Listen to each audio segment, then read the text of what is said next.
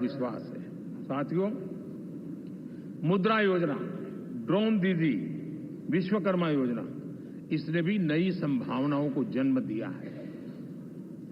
साथियों, हमारी संस्कृति, हमारी विरासत, उसके प्रति हम जितना ध्यान केंद्रित करेंगे, दुनिया के लिए आकर्षण का केंद्र बनेगा। और इसलिए हम उन दिशा में, और मैं मानता हूं भारत के लिए टूरिज्म एक ऐसा एवेन्यू है जो गत शताब्दी में हमें कभी, आज से लेकर के पीछे के 100 साल में कहूं, ऐसा अवसर नहीं मिला है जैसा आने वाले 25 साल में मिलने वाला है। दुनिया भारत की तरफ मुड़ने वाली है। अब हमारा काम है हम इसके लिए आवश्यक व्यवस्थाओं को विकसित करें, हमारी विरासत के प्रति हम हमारा पर्यटन का विकास करते हुए एक विन विन सिचुएशन का हम फायदा उठाएं, और उसमें बहुत अधिक निवेश की संभावनाएं मैं देखता हूं। और ये ऐसा क्षेत्र है जिसमें हर स्तर के लोग कमाते हैं, गरीब से गरीब आदमी भी कमाता है और बड़ी बड़ी होटल वाला भी कमाता है, हर कोई इसमें कमाता है। और हमने टूरिज्म के हम बल देना चाहते हैं, बहुत पोटेंशियल है। आज जो इंफ्रास्ट्रक्चर के क्षेत्र खुले हैं, इसका फायदा इसको मिलता है। एयरवे हो, रेलवे हो, हमारे एक्सप्रेस वे हो, ये हमारा यातायात जितना बेहतर हो, और हमारा डिजिटल कनेक्टिविटी का जो काम है, ये इसके लिए एक बहुत बड़ा पॉजिटिव ग्राउंड तैयार कर रहा है और जिसका फायदा मिलने वाला है। और जो वोकल फॉर लोकल और रीजनल टूरिज्म, इसको एक बल देने का काम है। साथियों, अब दुनिया एक नए युग में प्रवेश रही है। जिस समय औद्योगिक क्रांति हुई, उस समय हम गुलामी के दौर से गुजर रहे थे, तो औद्योगिक क्रांति का जितना फायदा लेना चाहिए हम नहीं ले पाए। अब एक नया युग शुरू हो रहा है, हरित युग, ग्रीन एरा। भारत के पास बहुत संभावनाएं हैं इसका नेतृत्व करने की, और हम इसके लिए आने वाले दिनों में ग्रीन हाइड्रोजन की बात हो, ग्रीन एनर्जी हो, या ग्रीन जॉब्स हो, या ग्रीन मोबिलिटी हो, इन सारे विषयों को हम इतनी तेजी से आगे बढ़ाना चाहते हैं ताकि इस हरित युग का नेतृत्व दुनिया में भारत का सामर्थ्य सिद्ध कर दें, ये हम चाहते हैं। साथियों, इसी सिलसिले में इस 5 जून को जब पर्यावरण दिवस था, 4 जून को नतीजे आ गए थे, तो उसी दिन मेरे मन में एक विचार आया कि कार्यक्रम 5 जून को हमने आरंभ किया, एक पेड़ मां के नाम। हर किसी को मां के प्रति श्रद्धा होती है,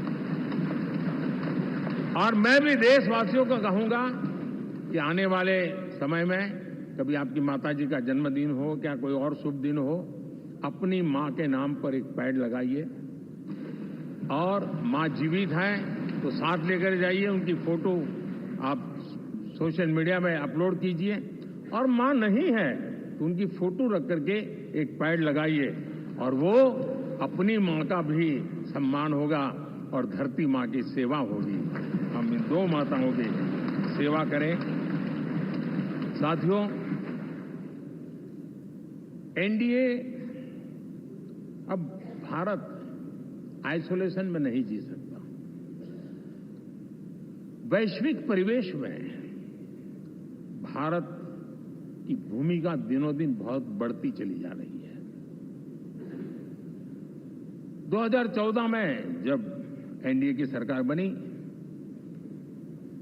पूरे विश्व में उसी एक पल से एक नया जिज्ञासा पैदा हुई, थोड़ी आशा के संकेत उनको नजर आने लगे, और फिर उस बदलाव बहुत बड़ा तेजी से आया।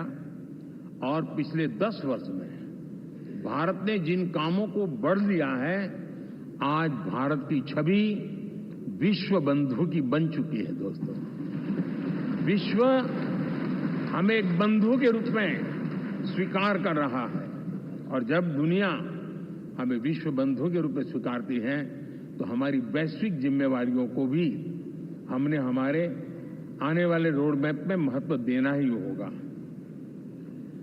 और भारत की सफल विदेश नीति ने अच्छे परिणाम भी दिए हैं। हमने हर संकट को उस प्रकार से हैंडल किया जिस प्रकार से मानवीय मूल्यों को हमने प्राथमिकता दी, उसका परिणाम है कि सामान्य मानवी के मन में ये विश्व बंधु वाला भाव बहुत मजबूत हुआ और भारत का सेवा भाव का जो कैरेक्टर है उसको विश्व ने पहचाना है। चाहे यूक्रेन का संकट हो, चाहे अफगानिस्तान का संकट हो, हर हमारे लोगों को बचाना हो, हमने किसी भी में हमने कोई कमी नहीं रखी है। और साथियों, ये क्षमता के कारण भारत में निवेश की संभावनाएं बहुत बढ़ने वाली है। मैं राज्यों से भी कहूंगा कि आप प्रगतिशील नीतियां बनाकर रेडी रहिए। विश्व आज आपके आंगन पे दरवाजे पर दस्तक दे रहा है और जो राज्य ज्यादा स्पष्ट नीतियों के साथ आएगा, जो राज्य उन कंपनियां विदेश आने वाले लोगों को ठीक से हैंडल करेगा, उसको बेनिफिट मिलने ही वाला है। और भारत ने जो नीतियां बनाई है, भारत ने जो वातावरण बनाया है, उसका लाभ भारत के हर राज्य को मिलना चाहिए और उस दिशा में हम तेजी से काम करना चाहते हैं। साथियों, हमने G20 समिट में देखा है, दुनिया का भारत के प्रति नजरिया बदला है। जो लोग इन चीजों को माइन्यूटली देखते होंगे उनको पता होगा कि G20 एक प्रकार से कई संकटों से गुजर रहा था। उतार चढ़ाव आते रहते थे, बिखराव भी नजर आ रहा था, लेकिन भारत में G20 आने के बाद नए प्राण से भर गया है, नया सामर्थ्य आ गया है। और ये भारत की ताकत है कि उसने पूरे विश्व को जोड़ने में G20 के माध्यम से बहुत बड़ा काम किया है। और उसके इन दिनों भी जो परिणाम आए, इसके बाद मेरा काफी समय विदेश के सरकारों से फोन अभिनंदन स्वीकार करने में गया। और शायद मैं 2014 में 19 में भी ऐसा अनुभव नहीं था जितना इस बार फ्लो है। दुनिया के करीब करीब, अब नाम ले, उसने भारत को शुभेच्छा व्यक्त की है या बात करने की कोशिश की है। यानी ये वैश्विक जो हमारा ताकत है उसका परिचय करवा रहा है। और उसके कारण मैं मानता हूं कि विश्व में हमारा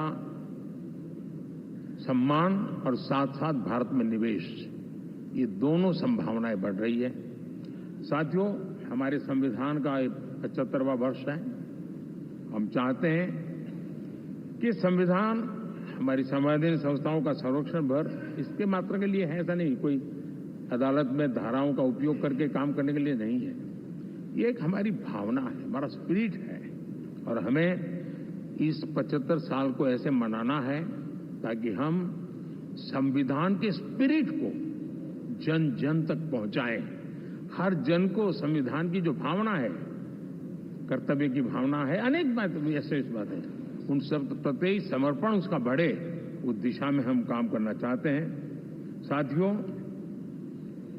छत्रपति शिवाजी महाराज के राज्याभिषेक के 350 वर्ष के उत्सव में देश आज रंगा हुआ है। और हमारे लिए सबसे बड़ी प्रेरणा है क्योंकि उसमें राष्ट्र प्रथम की भावना है। छत्रपति शिवाजी महाराज को याद करते ही राष्ट्र प्रथम की भावना हमें मजबूती देती है। और इसलिए हम देश में इसी एजेंडा को आगे रखते हुए, और जब इसी समय 350 साल का पर्व आया है, तो हमें अपनी पॉलिसी और परफॉर्मेंस और सामान्य मानवी का जीवन बेहतर करना है, उसमें जरा भी विलंब नहीं करना है। साथियों, विकास की सारी तैयारियां, रोड मैप लेकर को हम चलेंगे ही, चल रहे हैं। लेकिन साथ साथ हम नए नए सांसद आए हैं, कुछ पुराने सांसद हैं, कुछ ज्यादा अनुभवी सांसद भी हैं। आप देखते हैं कि इन दिनों, पिछले 2 दिन से आप टीवी पे देखते होंगे, एक भी सच्चाई मुझे उसमें नजर नहीं आई।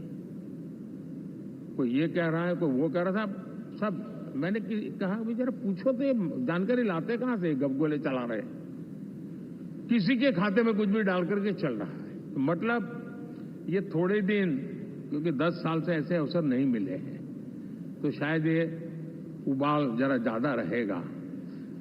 लेकिन आप मान के चलिए जी,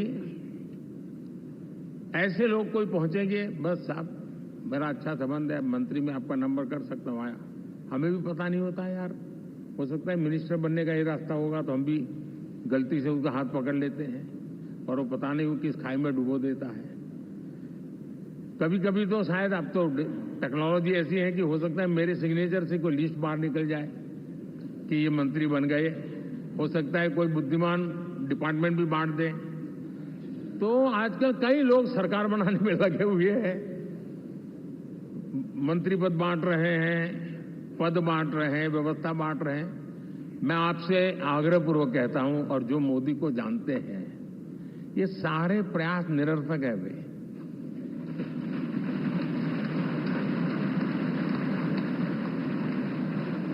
आप भी किसी का फोन आ जाए तो 10 बार वेरीफाई कीजिए कि जिसने फोन किया है वो सचमुच में अथॉरिटी है। अदरवाइज कोई भी कहे भाई आपका नाम हो गया है, सुबह परिवार को बुला लीजिए, शपथ समारोह में आना है, हो गया।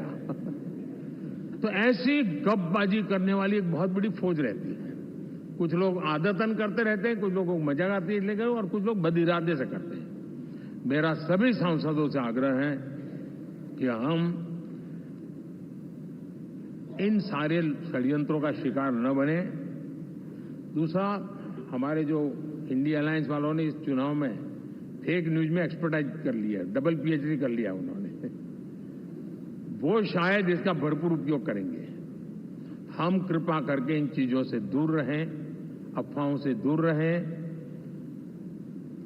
ये जो टीम बैठी है वो अनुभवी टीम है, मुझे भी सही सलाह देने वाली टीम है, और इसलिए टीम मिलकर के बहुत सही निर्णय करने वाली है। कृपा करके ब्रेकिंग न्यूज के आधार पर देश चलेगा नहीं, ये मान के चलिए।